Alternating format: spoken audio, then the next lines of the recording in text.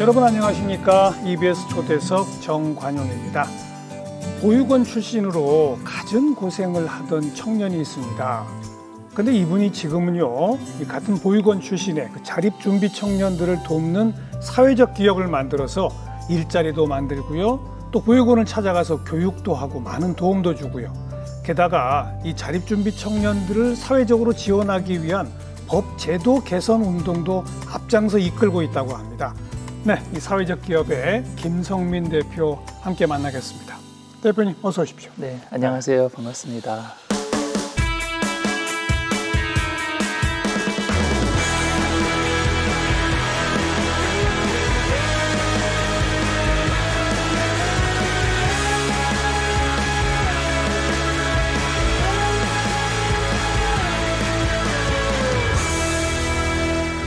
과거에는 뭐 고아원 뭐 이렇게 불렀었는데, 네, 맞습니다. 그게 이제 보육원이죠? 네, 맞습니다. 보육원 말고 위탁가정도 있죠? 네, 위탁가정, 그룹홈 여러 가지 형태의 보육시설들이 존재하고 있습니다. 위탁가정은 뭐 한 아이가 어떤 가정에 위탁돼서 길러지는 거고, 네네. 그룹홈은 또 뭐예요?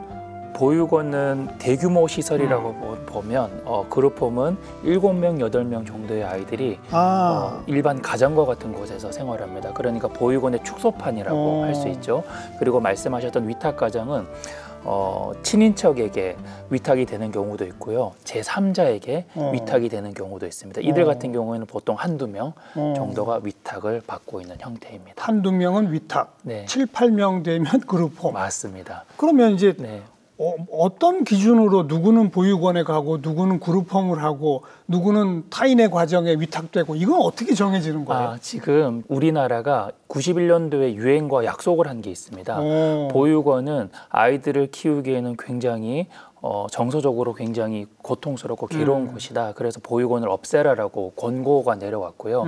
그래서 우리나라가 그때부터 보육원을 계속 축소하고 있는데, 그렇다고 해서 아이들이 줄어드는 게 아니잖아요. 그 형태들을 그룹홈으로 먼저 바꾸었고요. 그 그룹홈은 미국에서 시행하던 제도를 따라온 형태입니다. 그리고 예전에는 소년 가정이라고 해서 조부모와 함께 살고 있는 아이들을 있었죠. 소년 가정이라고 했잖아요. 이제는 그 가정을 위탁 가정이라고 표현합니다. 그래서 조부모님과 함께 생활하고 있는 아이들을 정부에서 지원하고, 혹은 조부모님이 아니더라도 제3자가 그런 아이들을 키우고 싶다고 했을 때 위탁 가정의 형태들을 만들어서 그렇게 지원하는 형태들을 이루고 있습니다. 그러니까 유엔하고 약속해서 점차 보육시설 자체를 없애면서 맞습니다. 그룹홈 위주로 바꿔보자. 맞습니다. 그리고 이제 위탁 가정 형태들도 더 국가에서는 권장하고 있는 형태입니다.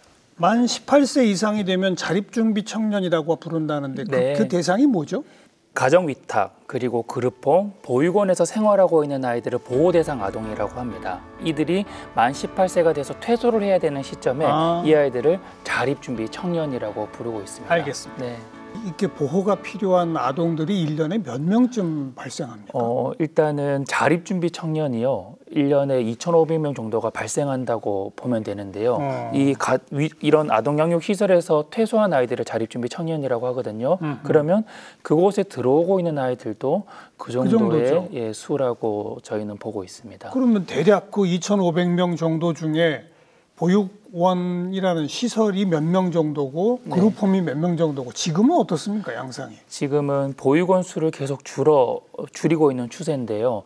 보육원 수를 단번에 이렇게 줄일 수는 없어서 그룹홈의 형태로 전환시키고 있긴 하지만, 아직까지 그룹홈의 시스템이 제대로 준비되지 않은 것도 있고, 위탁 가정을 하고 싶어하는 가정들이 발생하지 않아서 여전히 사실 보육원에 많이 들어오고 있는 형태이고요. 대부분이 그럼 아직도 보육원이에요? 그렇습니다. 제가 보육원에서 생활했던 시절에는 보육원이 311개 정도가 있었는데요. 지금은 216개 정도가 존재하거든요. 많이 줄었군요. 많이 줄어서 이 줄어드는 형태들을 그룹홈이나 위탁 가정 형태로 바꾸어 가고 있는 수준인데, 사실 사회자님 말씀하셨듯이 제가 있었을 때는 고아원이라고 불렀어요. 그러니까 그때는 아동이 10명이 있으면 10명 중에 9명이 부모님이 안 계셨습니다. 그런데 지금은 완전히 역전 현상이 일어나서요, 아동이 10명이 있다면 이 중에 8명이 부모님이 살아 계십니다.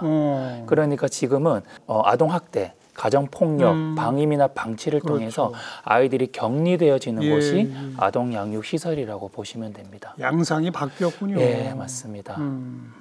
우리 이제 김 대표님은 몇 살 때 보육시설에 가시게 된 거예요? 네, 뭐 제가 정확하게 기억하지 못하지만 저를 보호해 주셨던 기관에는 제가 만 3살에 네, 입소를 했다고 하더라고요. 그러니까 그 3살이란 나이는 추정 나이인 거죠. 지금 제가 소개해드린 김성민이라는 이름 그리고 제가 사용하고 있는 생일이나 주민번호 모두 사실 저희 보육원에서 만들어 주었습니다. 그러니까 낳아주신 부모님에 대한 기억은 전혀 없고. 그렇죠. 부모님의 얼굴도 이름도 아직까지 한 번도 보거나 네, 알 수 있는 정보가 없습니다. 살아계신지 돌아가셨는지도 모르는 거고. 네, 맞습니다. 예. 하지만 저는 부모님을 찾고 싶은 마음이 여전히 크기 때문에요. 예, 예. 제 유전자는 국가에 등록을 해두었어요. 네, 네. 그래서 부모님이 저를 찾고 싶은 마음, 의지가 있으시면 경찰서에서 부모님의 유전자를 등록하게 되시면 그렇게 매칭이 되어서 만날 수 있다고 하더라고요. 그러니까 이름도 생일도 뭐 아무런 기록 없이 맡겨진 거군요. 맞습니다. 예, 당시에 그 기록에 보니까요. 저는 경상북도 안동 출신인데요. 안동 초등학교 앞에서 발견되었다고 하더라고요. 그게 이제 제가 가지고 있는 모든 정보였습니다. 네. 그렇군요. 네. 아무 기록도 없고. 네, 맞습니다. 그래, 어떤 보육시설에 갔어요? 안동에 있는 보육시설에 갔습니까? 네, 안동에 있는 보육시설이 하나가 있거든요. 그래서 예, 그곳에서 제가 3살부터 고등학교를 졸업할 때까지 네. 예, 그곳에서 생활했습니다. 거기 몇 명이나 있었던 시설입니까? 저희는 80명이 함께 생활했고요. 근데 당시에는 선생님이 한 2분 정도밖에 안 계셨어요. 2명이 네. 80명을? 네, 그러니까 저희는 선생님께 양육되었다기보다 자연스럽게 형과 누나들 손에 양육이 되었겠죠. 예. 사실 그 시기를 좀 기억을 떠올려 보면 매일 맞고 매일 굶었던 기억밖에는 없어요. 아이고. 네, 그런데 지금 와서는 그 모든 상황들이 이해가 되는 게 당시에 형과 누나들이라고 해봐야 초등학생, 중학생, 고등학생일 거잖아요. 그렇죠. 그러니까 그분들이 어떤 선한 생각이 있었겠어요. 또 그분들도 위 선배들로부터 계속 맞아왔을 거고. 그러니까 그런 경험들이 아마 저에게까지 전해지었던 것 같아요. 그래서 이 폭력이라는 건 자연스럽게 저희 집의 문화로 자리가 잡혀져 있었던 것 같습니다. 물론 저의 기억 안에는 맞고 굶었고 했던 기억들이 훨씬 많긴 하지만 그 많은 아이들을 먹이고 입히고 재우고 할 수 있는 이런 공간이나 형편을 만들어 주신 건 사실 원장님이나 그 2분 정도 계시는 선생님의 역할이었거든요. 그러니까 그분들에게는 저는 사실 뭐 밉거나 원망하거나 그분들이 싫다라는 감정보다 고맙거나 감사한 감정들밖에는 존재하진 않는 것 같습니다. 왜냐하면 그분들 덕분에 제가 지금 살아있는 거잖아요. 그렇죠. 그리고 이 보육원이라는 공간은 제가 버려진 곳이 아니라 제가 지켜진 곳이거든요. 그렇죠. 예, 그래서 어릴 때는 사실 많이 원망하기도 했고 그런 시간들이 너무 고통스럽고 괴롭다고 생각했는데 제가 그 원장님이나 선생님들 정도의 나이가 되어 보니까요. 그런 상황들이 또 그분들의 말씀이나 그분들의 행동들이 이해가 되기 시작하더라고요. 예. 그래도 물론 뭐 자주 굶었지만 그래도 생계를 유지할 수 있었고 성장할 수 있었던 그런 어떤 시설이다라는 고마움의 표시인데 그래도 더 좀 사랑으로 보호할 수 있는 그런 시설로 탈바꿈해야죠. 요즘은 그런 막 구타와 굶기가 그 일상인 그런 보육시설은 요즘은 없죠. 그렇죠. 그죠? 요즘 시대에 그런 일들이 있으면 아마 사회적으로 굉장히 큰 문제가 되었을 것 같고요. 학교라는 공간의 인권이라는 게 굉장히 강화되었잖아요. 지금 아동양육시설이 그런 수준까지 올라와 있어서요. 아이들이 인권적으로는 굉장히 보호를 받고 있는 공간이기도 하고 또 지금은 아이들이 입고 먹고 뭐 자고 하는 공간들 또한 굉장히 최신식으로 잘 가꾸어져 있습니다. 하지만 아이들이 이런 육체적인 모든 것들이 갖춰진다고 해서 저는 모든 문제가 해결되었다고 생각하진 않거든요.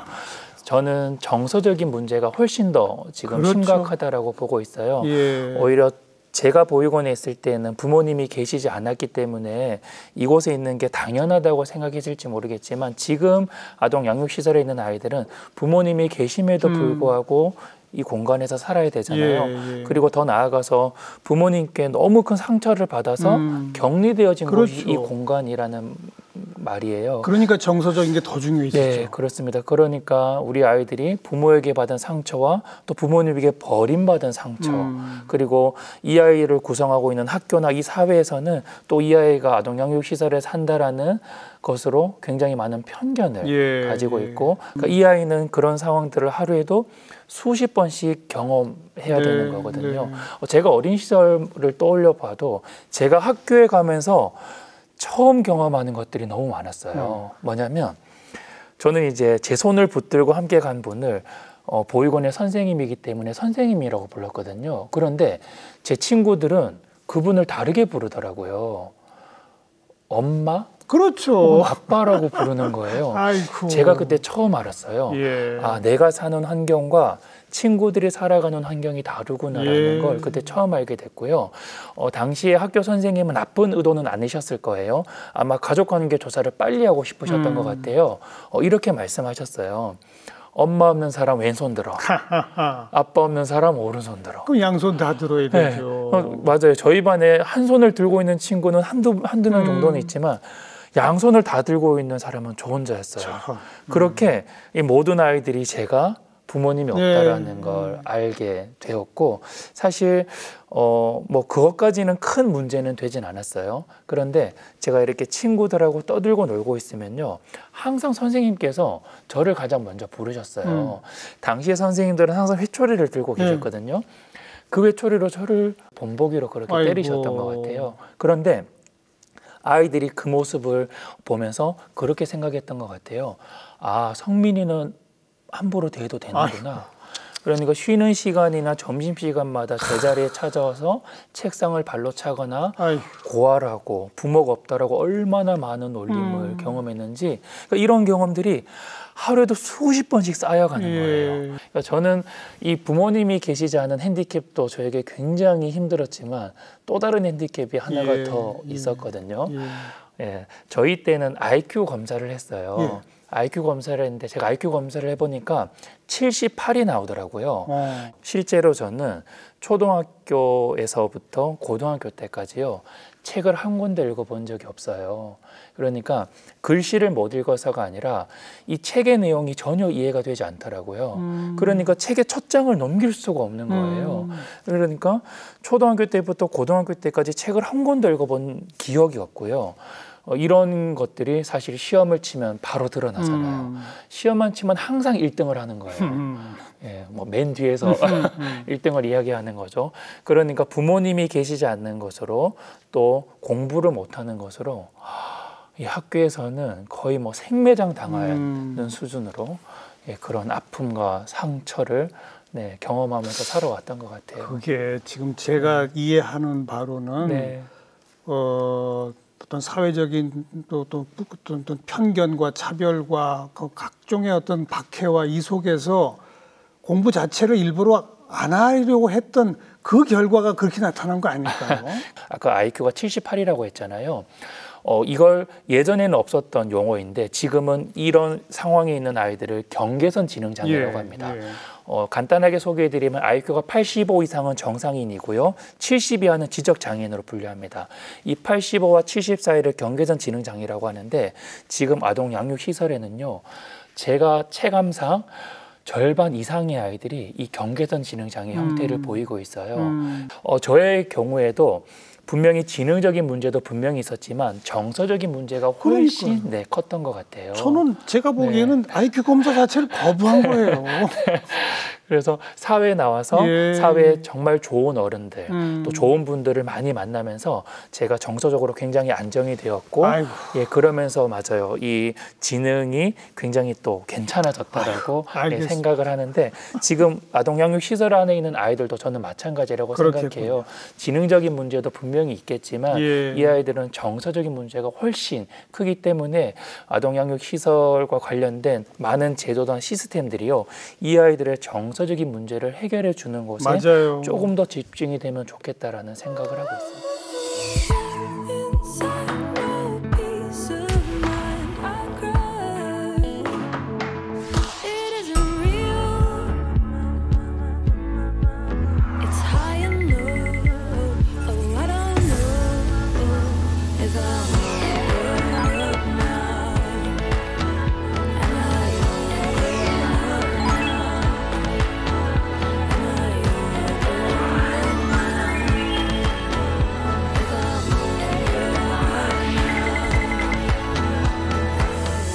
Grown up now. Am I all grown up? So how does it feel to be alone? Am I home? It isn't real. It's high and low. I don't know. 김 대표님이 몇 년생이시죠? 그러니까? 저는 85년생입니다. 85년, 네. 그러니까 80년대, 90년대 초반 그 이야기, 어린 시절의 그 고통 이야기를 들으니 참 가슴이 아리네요. 그리고 시대가 변해서 시설들은 좀 좋아졌으나 여전히 고통받고 있다. 그렇게 어렵고 힘들었던 시절이지만 네. 18살이 되면 고등학교 졸업하면 그냥 바로 떠나야 되죠. 네. 그때 그랬었죠. 그렇죠. 사실 이 보육원이라는 공간은 저에게는 지옥보다 더 지옥 같은 곳이었기 때문에 이곳을 빨리 탈출하고 싶었어요. 그게 저의 꿈이라면 유일한 꿈이었죠. 그런데 막상 보육원을 퇴소하는 날이 다가오니까 보육원을 나가는 게 너무 두려운 그렇겠죠. 거예요. 저희 때에는 고등학교를 졸업하면 당장 보육원을 나갔어야 됐거든요. 제가 막상 고등학교 3학년이 되니까 이제 나는 보육원을 나갈 수 있다라는 기대감보다 두려움이 훨씬 더 크게 다가왔는데 그랬겠죠. 그 이유는요. 그냥 보육원을 나가는 게 단순하게 두려워서가 아니라 선배들의 소식을 정말 많이 들어요. 보통 어떤 소식을 듣게 되냐면 어떤 형은 이번에 또 경찰서에 잡혀갔대. 그랬죠. 어떤 형은 그 형이랑 교도소에 들어갔대. 어떤 누나는 성매매를 하고 있대. 이런 소식이 계속 들려오니까 이제 보육원을 퇴소하는 게 너무 무서운 거예요. 나가면 잠잘 곳은 있어요? 전혀 없죠. 그런 것들이 근데 사실 그냥 내보내요? 네, 전혀 준비가 되지 않았어요. 그러니까 그런 소식이 들려오니까요. 나도 저렇게 살 수밖에 없겠구나라는 막연한 두려움들이 생기는 거예요. 그리고 저도 이제 고등학교를 딱 졸업하니까요. 원장 선생님께서 저를 부르셔서 그렇게 말씀하시더라고요. 성민아, 너 언제 나갈 거야? 그러니까. 네, 당시에는 사실 이 말이 저는 굉장히 당연하게 들렸거든요. 왜냐하면 선배들도 다 그렇게 나갔으니까요. 그런데 지금 이 말을 생각해 보면 말이 안 되죠. 그 말이 얼마나 무책임한 말이었나라는 생각이 드는 거예요. 그래서 뭐 무슨 돈을 좀 주거나 방을 얻어주거나 이런 거 없이 전혀 없습니다. 나가라 그래요? 예. 그때는 또 그런 상황들이 이해가 되는 게요. 법적으로요. 만 18세가 되면 보호가 종료가 되어야 됩니다. 그러니까. 이게 국가에서 시스템이나 제도로 전혀 마련돼 있지 않으니까요. 보육원에서도 무엇을 해줄 수 있는 근거가 없었던 거예요. 그래서 김 대표는 나와서 어디로 갔어요? 저는 사실 이제 보육원을 퇴소를 해야 되니까 나가야 되니까 그런데 차비조차 없었어요. 그래서 너무 감사하게 먼저 퇴소한 선배가요. 5만 원을 보내주셨어요. 그래서 사실 그 5만 원이 제가 이제 사회로 나오는 첫 돈이었죠. 이제 제 짐을 챙겨보니까 백팩 가방, 이 작은 가방 한 가방 정도 나오더라고요. 당시에 미디어에서 이제 서울에 대한 이야기를 굉장히 많이 들어서요. 그때 이제 그 돈으로 무작정 서울로 갔어요. 서울 어디요? 제가 가장 먼저 도착한 곳이 강변터미널이었습니다. 동서울이죠. 사실 서울에 딱 도착하고부터 이게 현실이구나라는 걸 많이 느꼈던 것 같아요. 그리고 졸업식이 끝나면 저희는 나왔어야 됐잖아요. 보통 졸업식은 2월 달에 하거든요. 춥죠. 2월 달은요. 겨울 중에서도 가장 추운 겨울입니다. 그러니까 그때 제가 이제 사회로 처음 나오게 되었는데 어떻게 했어요? 강변터미널에서. 그 강변터미널에서 어떻게 할 수 있는 게 없더라고요. 사실 이제 거기서 제가 이제 머물 곳이 있어야 되잖아요. 사실 그때는 제가 노숙자라는 개념을 전혀 몰랐어요. 몰랐겠죠. 그걸 들어본 적도 듣거나 본 적이 전혀 없으니까요. 그냥 당시 2층에 상가가 좀 빈 곳이 있었거든요. 그곳에 머물고 있으면 어떤 분이 오셔서 나가라고 쫓아내셔서 그래서 화장실이 좀 따뜻했어요. 따뜻한 물은 나오진 않았지만 조금 따뜻한 곳이 있어서 화장실에도 이렇게 머물고 있다가 그럼 청소하시는 분이 오잖아요. 그러면 또 이제 밖에 공원 같은 놀이터가 있었습니다. 예, 거기서 이제 이게 누가 가르쳐 주지도 않았는데 자연스럽게 신문지와 박스를 막 챙기고 있는 거예요. 노숙자가 되셨구나. 예, 그리고 신문지와 박스를 챙겨서 이제 거기서 잠을 자기도 하고 그렇게 제가 6개월 정도를 생활했어요. 예. 그 노숙 생활 사실 6개월이 제 생에서 가장 힘겹고 고통스러운 시간이었어요. 그러니까 먹을 것도 없잖아요. 마땅히 그리고 잘 것도 없었고. 그러니까 그때 사실 세상이 더 원망스러워지더라고요. 그리고 좋은 옷을 입고 정말 멀쩡하게 살아가시는 분들이 이렇게 지나다니잖아요. 괜히 반항심이 생기고요. 화나겠죠. 나는 왜 이렇게 살아야 되고 저분들은 왜 저렇게 잘 살아야 될까라는 사회적인 그런 부정적인 감정들이 굉장히 컸던 것 같아요. 언제 어떻게 노숙을 탈피했어요? 6개월간 이제 노숙 생활을 하다 보니 좀 익숙해지잖아요. 익숙해지니까 내가 어떻게 먹고 자고 살아갈 수 있을까라는 생각을 하게 됐고 선배들이 식당에서 일했다라는 소식을 들었던 기억이 있었어요. 그래서 아, 식당에 가면 먹여주고 재워줄 수 있겠구나라고 생각을 했고 그때 서울에 무작정 온 것처럼 이태원으로 또 무작정 갔습니다. 왜냐하면 거기는 외국인이 또 많다라는 이야기를 들었기 때문에요. 그래서 나름 깨끗한 옷을 주워 입고 또 공중 화장실에서 깨끗하게 씻고 이태원에서 막 오픈하려고 하는 새 건물이 있었어요. 이제 막 오픈을 준비하는 식당이 있었는데 그곳에 찾아가서 무작정 일을 시켜달라고 요청을 드렸는데 너무 감사하게도 그곳이 저의 첫 직장이 되었고요. 이야, 이건 거의 천군만마를 얻은 거네요. 그렇죠, 맞아요. 좋은 주인을 만난 거네요. 네, 맞습니다. 그래서 거기서 얼마나 일을 했어요? 그곳에서 사실 1년 정도밖에 근무하진 않았어요. 왜냐하면 제가 아침 7시부터 새벽 2시까지 근무했었거든요. 그러니까 아침 조식부터 저녁 술까지 파는 그런 관광객을 받는 식당이었는데 제가 열심히 한 만큼 보상을 정말 잘해 주셨어요. 월급도 잘 받고. 네, 월급도 당시 300만 원을 받았으니까요. 적은 금액이 아니죠. 이야. 제대로 대우해 주셨고 사장님 집에서 생활했었어요. 그러니까 쓸 돈도 없는 거죠. 돈도 잘 모았고 그래서 제가 식당을 보니까 우리 식당에서 누가 돈을 가장 많이 버나 봤더니 주방장님이 돈을 제일 많이 버는 거예요. 그래서 아, 나는 그럼 요리사를 해야겠다 해서 그때 이태원에 제가 있었던 식당에서 모든 요리를 배웠습니다. 예, 그래서 그걸 다 마스터하고요. 또 우리나라 서울 하면 또 강남이잖아요. 무작정 강남으로 넘어갔고요. 그래서요? 예, 그때 이제 패밀리 레스토랑이 막 유명하게 많이 생기고 있었는데 거기서 이제 패밀리 레스토랑에 근무하면서 주방장으로? 아니요, 주방장은 아니고 이제 막 시작하는 사람이기 때문에 이제 가장 낮은 단계로부터 시작했는데요. 그러니까 기존의 이태원에서는 뭐 서빙하고 이런 역할이었다면 강남에서는 이제 주방 인원으로 맞습니다. 네, 경험이 있었기 때문에요. 이렇게 안정적으로 제 생활을 하다 보니 제가 어린 시절에 꿨던 꿈이 생각나는 거예요. 제가 2가지 꿈이 있었거든요.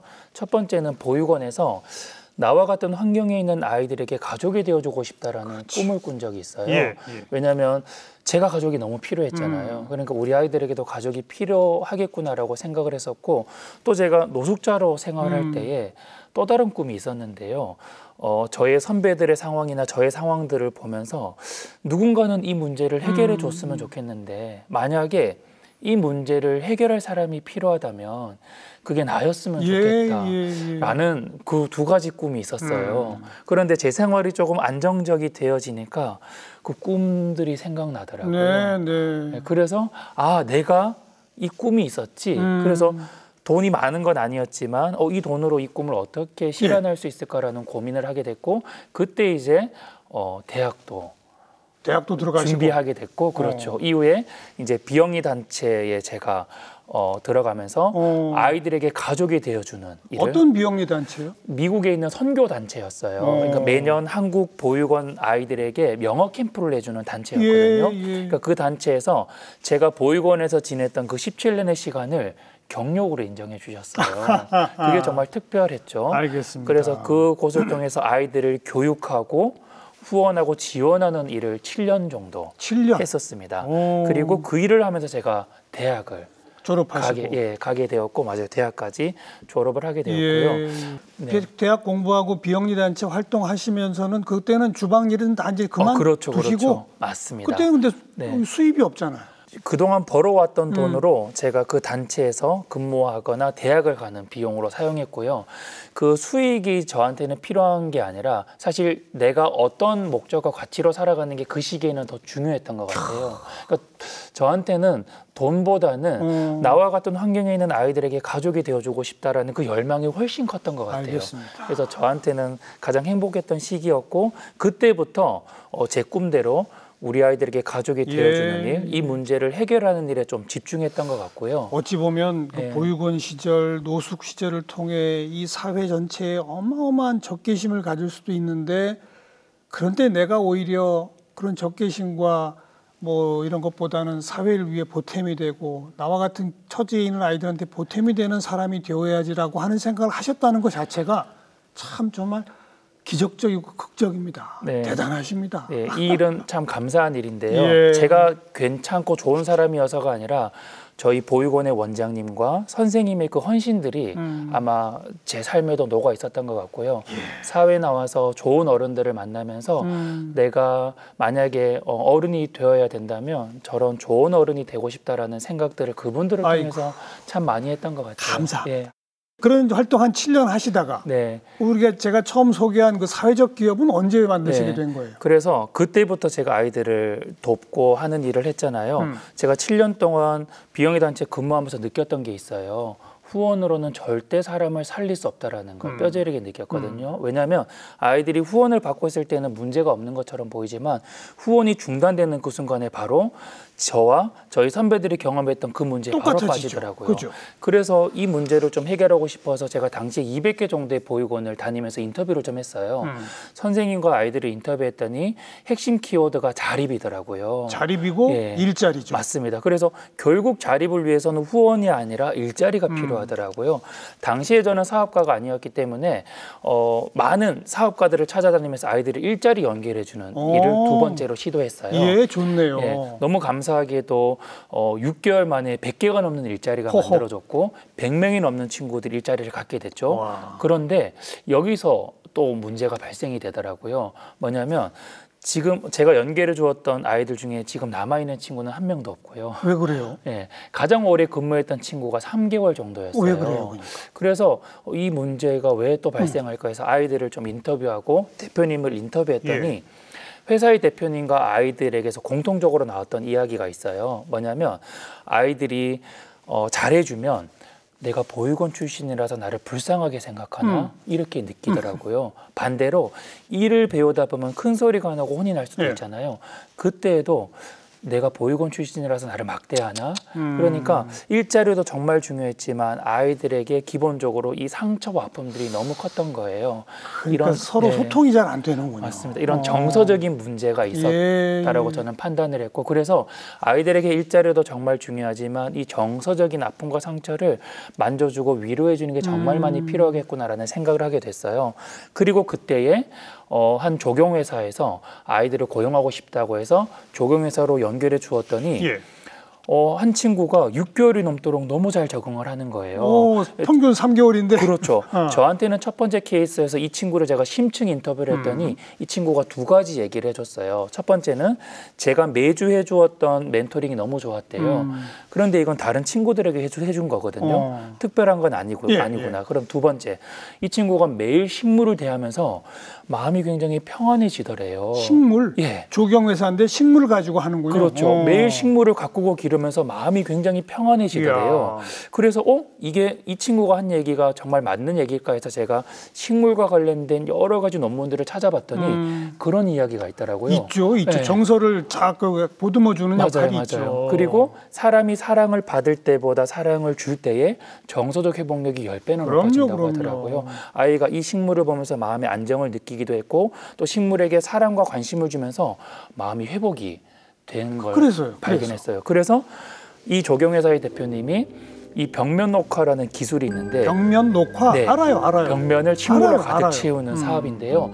그 기술을 무상으로 이전해 줄 테니 사업을 시작해 보지 않겠냐고 제안을 해주셨어요. 그래서 아예 그냥 기업을 차리자. 맞습니다. 그래서 예. 여러 가지 검토 끝에 저희가 그러면 우리 자립준비 청년들을 고용하는 네, 우리 사회적 기업을 만들어 보자 해서 그게 몇 년이에요? 2018년도 5월 달에 저희 브라더스라는 이름으로 예. 네, 이 사회적 기업이 시작이 됩니다. 2018년 5월. 네. 그럼 지금 이제 7년 지났는데 맞습니다. 연 매출이 얼마나 됩니까? 저희가 뭐 코로나 시기에 굉장히 어려웠잖아요. 그 시기에 저희가 한 20억 정도의 매출이 다른 회사들은 다 문을 닫고 있는 시기에 오히려 저희는 성장을 했어요. 예. 그러니까 모든 사람이 자립준비 청년들과 사업을 하면 안 될 거다라고 많은 전문가들이 평가하셨거든요. 그런데 오히려 저는 우리 아이들이 어렵고 힘든 그 역경과도 같은 시간들을 보냈기 때문에 예. 이 역경이란 단어를 반대로 돌리면 경력이 되거든요. 그렇죠.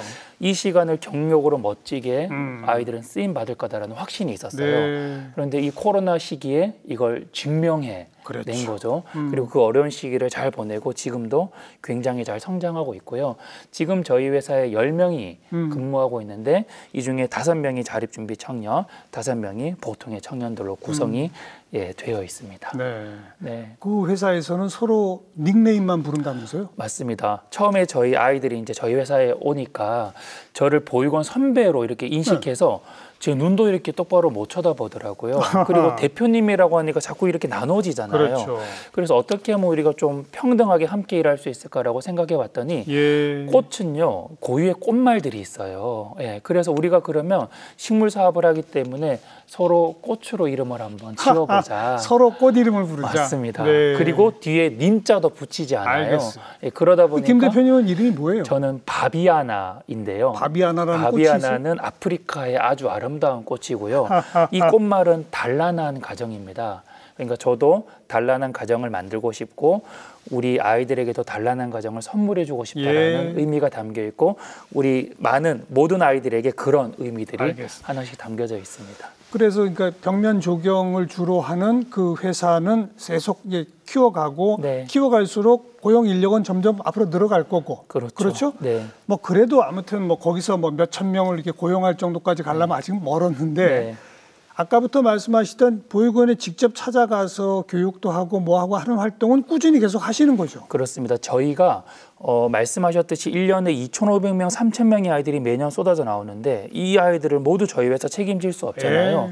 그래서 어떻게 하면 아이들에게 우리가 더 효과적으로 지원하고 도울 수 있을까라고 제가 찾아보고 공부를 해봤더니 결국 법과 제도가 바뀌어야겠더라고요. 그렇죠. 사실 그래서 저희가 그때부터 법과 제도로 바꾸는 역할들을 하기 시작했고요. 그러니까요. 2019년도에 사실 제가 사회적 기업을 처음 설립했을 때 사회적 기업은 취약계층을 의무적으로 고용해야 되거든요. 그렇죠. 그래서 제가 사회적 기업을 설립했는데 사실 2018년도에는 한 명도 고용을 못했어요. 왜요? 왜냐하면 이 사회적 기업 취약계층 기준에 자립준비 청년이 빠져 있었습니다. 보육원 출신이 빠져 있다. 네네네. 그래서 그걸 포함시키는 게 첫 번째 법 개정이었군요. 맞습니다. 이 법을 만드신 분을 찾아가 봤더니 이분이 그러시더라고요. 그런 아이들이 있는지 몰랐다. 허허이고 참. 네, 그래서 그러면 우리가 이런 법안을 바꾸는 역할도 함께 해야겠구나 해서 그 사회적 취약계층에 우리 아이들이 포함되는 법안을 바꾸는 걸 시작으로 그게 1번이었고. 맞습니다. 저희가 그때부터 이제 자립준비 청년과 관련된 법안들을 정말 많이 바꿔왔는데 지금 계속 자립준비 청년이라는 용어를 쓰는데 네. 이 용어도 우리 김 대표가 법적으로 만들어낸 용어라면서요? 이 용어는 아동권리보장원이라고 보건복지부 산하의 기관이 있습니다. 아동권리보장원에 저도 이제 바람개비 서포터즈라고 자립준비 청년들로 구성되어 있는 서포터즈가 있거든요. 그곳에서 이제 이 용어를 바꿔보자. 보호종료 아동이라는 용어로 원래 사용했었는데요. 그게 이제 자립준비 청년으로 바뀐 거고. 맞습니다. 그런데 아직까지 법적으로 바뀐 용어는 아닙니다. 하지만 보건복지부에서는 자립준비 청년 용어를 사용하지만 그래야죠. 예, 법적으로 바뀌진 않았지만 아무튼 이건 지금 우리가 통용 전체적으로 사용하는 용어이기도 하고요. 보건복지부에서 저희가 20개 정도의 법안과 20개 정도의 지원제도를 만들기도 했어요. 와, 20개, 네. 20개. 예. 그래서 지금 그럼 이제는 네. 이제는 18세가 되면 집도 절도 없이 그냥 나가라고 안 합니까? 그렇죠. 지금은요, 아이가 선택만 한다면요, 5년 동안 이 보호 기간을 연장할 수도 있고요. 더 있을 수 있고. 네. 그리고 LH를 통해서 아이가 선택만 한다면 주거를 연결해서 구할 수 있습니다. 그래요? 네. 그리고 또 자립수당이라고 있는데요. 아이가 아동양육시설을 퇴소하면 5년간 매월 50만 원씩 안정자금이 주어집니다. 예. 그리고 일시금이긴 하지만 자립정착금이 생겼고요. 그건 얼마나 줍니까? 이거는 지자체마다 다르지만 1,000만 원에서 2,000만 원 정도가 됩니다. 이야. 그리고 추가로 아이들이 시설에 있을 때 국가와 후원자가 매칭하는 CDA 통장이라는 게 있어요. 예. 그래서 후원자가 10만 원을 후원을 하면 국가에서 10만 원을 매칭해 주는 네, 거죠. 네. 매달 최고 20만 원까지 저축을 할 수 있어요. 그래서 이 돈이 잘 모은 친구는 거의 5천만 원까지 퇴소할 때. 예, 그렇죠. 목돈이 되어서 예, 받고 나올 수 있거든요. 이런 시스템들을 정비하고 만드는데 저희 브라더스 키퍼가 굉장히 큰 역할을 지금 했습니다. 말씀하신 이 모든 게 네, 우리 김 대표 퇴소할 때 하나도 없던 그렇죠. 맞습니다. 게 지금 다 만들어진 거고 네네. 그걸 이끌어내신 거 아니에요? 네, 너무 감사하게도 그래서 저는 아까 말씀하셨듯이 저는 보육원이라는 공간이 우리가 버려진 공간이 아니라 우리가 지켜진 공간이고 어쩌면 이 역경과도 같은 시간들을 지금 제 삶을 통해서 예, 돌아보니 아, 우리가 경력으로 지금 쓰임받고 있구나. 네. 이 시간은 내가 훈련받은 시간이지 버려진 시간이 아니구나라는 걸 정말 많이 느끼고요. 그래서 이 이야기를 저는 우리 친구들에게도 정말 많이 해주고 있어요. 그렇죠. 아이들이 부모님에게 버림받은 상처와 세상으로부터 받는 차별과 편견들 때문에 굉장히 아파하고 있는데 그것이 아니라는 것을 저의 삶을 통해서 계속 좀 잘 전달하려고 노력하고 그리고 있습니다. 지금도 보육시설 찾아다니면서 그런 얘기를 전해주고 맞습니다. 경제교육도 시켜주고 네. 그 일을 하고 계신 거고 맞습니다. 그게 이제 우리 김 대표 혼자만 힘으로 안 되니까 네. 보육원 출신으로 김 대표와 같이 보육시설을 찾아가서 그런 도움을 주는 그런 청년들이 많아졌죠. 네, 지금 여러 기관에서도요 자립준비 청년들을 구성하고 있는 멘토단들을 그렇죠. 다양하게 만들고 있고 또 최근에는 기업에서도 굉장히 자립준비 청년들에게 많은 지원들을 관심이 하고 있어요. 있죠. 예, 뭐 장학금이라든지 생활안정자금이라든지 뭐 생필품 같은 것들을 지원하는 그래서 국가적으로 굉장히 자립준비 청년들에게 관심을 많이 가져주었고요. 네. 하지만 뭐 이 시기가 계속 이어지진 않고 이 자립준비 청년에 대한 관심이 사실 2년 전부터는 많이 사라지기도 했어요. 반짝하다가 좀 줄어들고 맞습니다. 있어요. 네, 맞습니다.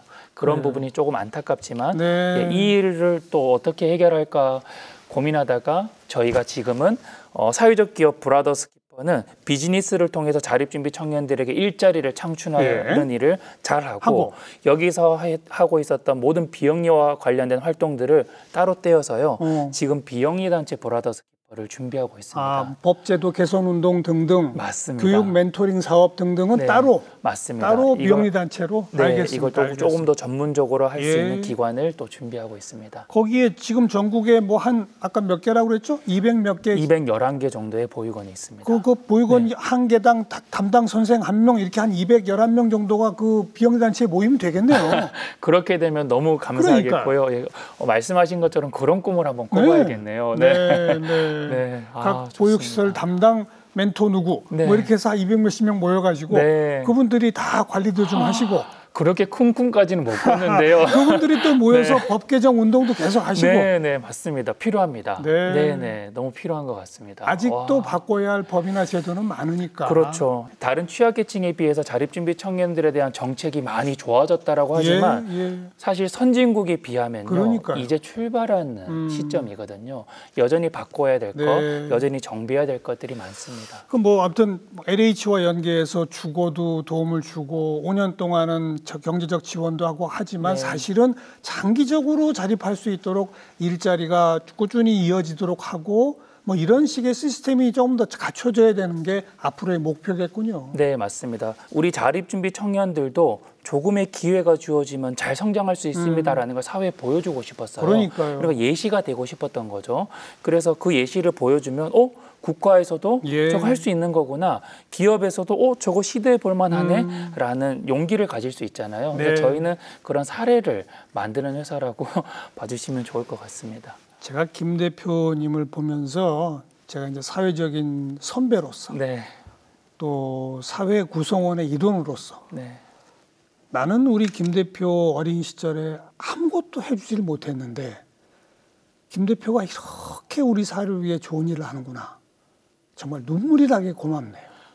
저도 아까 여기 올라오기 전에 저는 이제 여러 프로그램을 통해서 많이 배웠잖아요. 저는 오히려 그런 역할들이 저에게도 굉장히 큰 감명이 있었고요. 사회적으로 좋은 역할들을 해주셔서 그런 말씀까지 해주시니 더더욱 고맙네요. 배운 것들이 참 많아서요. 존재하시는 것만으로 저에게 굉장히 큰 힘이 되고 있습니다. 자, 낳아주신 부모님께 이 방송을 통해서 하시고 싶은 말씀이 있다고 들었습니다. 네, 이 마지막으로 그 말씀하시면. 저는 어린 시절에 어버이날이 되면 학교에서 어머니께 편지, 부모님께 편지를 쓰잖아요. 그럼 친구들은 이제 보이는 어머니가 계셔서 잘 써내려가지만 저는 사실 숙제처럼 그 편지를 계속 써왔던 것 같아요. 하지만 저는 보육원을 퇴소하고 나서도 매년 편지를 썼던 것 같습니다. 그 부모님에 대한 아마 그리움이겠죠. 그리고 지금 제가 이제 40이 되어 보니 아마 제 나이쯤이 되지 않았을까? 제가 부모님과 헤어졌던 그 시기가라는 생각들이 들면서 부모님께 좀 이 시간을 통해서 저의 마음을 좀 전하셨으면 좋겠다라는 생각이 들어서요. 부모님 혹시 이 영상을 보고 계시다면 저는 저의 시작은 누가 뭐라고 해도 부모님으로부터 시작되었다고 생각합니다. 그리고 물론 어린 시절에 원망하는 마음과 미워하는 마음이 있었지만 사실 그 시간들이 지나서 돌아보니 모든 것이 다 감사한 시간들로 채워졌다는 걸 뒤늦게 발견하게 되었고요. 부모님이 지금 어떤 상황에서 어떤 삶을 살아가실지 모르겠지만 또 저를 떠나보내셔야 했던 그 이유와 상황들을 제가 다 알 수는 없지만 이 영상을 보고 계신다면 저는 잘 살아가고 있고 잘 생활하고 있고 또 부모님 덕분에 어쩌면 이 세상을 이전보다 조금 더 아름답게 만들고 있으니 그것을 알아주시고 기억해 주시고 혹 아픈 마음이 있다면 위로 받으셨으면 좋겠고 마음이 허락하신다면 꼭 연락을 주시면 좋겠습니다. 꼭 얼굴을 보고 싶고 제가 누굴 닮았는지 또 저의 이런 성품이나 이런 말투들이 누구의 모습을 닮았는지 꼭 한번 알아보고 싶습니다. 꼭 만나게 되시길 바랍니다. 네, 감사합니다. 오늘 정말 감동 어린 이야기 너무나 잘 들었습니다. 네, 저도 앞으로도 정말 열심히 좋은 일 해주시기 부탁드릴게요. 고맙습니다. 저도 힘닿는 대로 돕겠습니다. 네, 감사드립니다. 고맙습니다.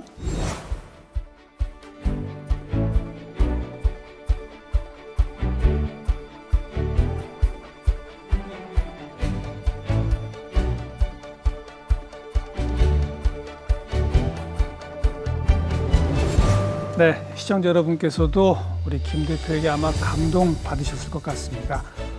그럴수록 우리 보육원에 대한, 보육시설에 대한 관심, 또 자립준비 청년들에 대한 관심, 우리도 함께 꼭 보내야 할 것 같습니다. 다음 시간 또 뵙겠습니다. 안녕히 계십시오.